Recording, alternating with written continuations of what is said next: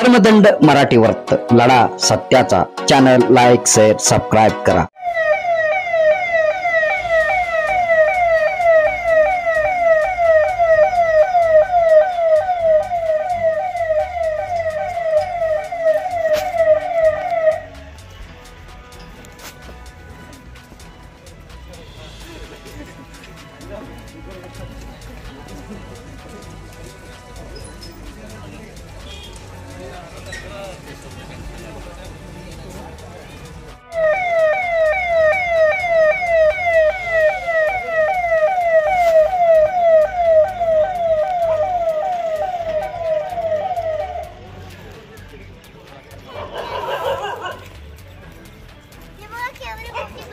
भक्ती केवढी मोठी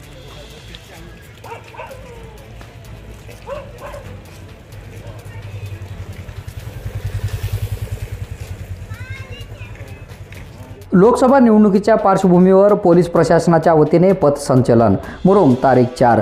देशात होऊ घातलेल्या लोकसभा निवडणुकीच्या पार्श्वभूमीवर उस्मानाबाद लोकसभा मतदारसंघात दिनांक 7 मे वार मंगळवार रोजी मतदान प्रक्रिया पार पडणार आहे।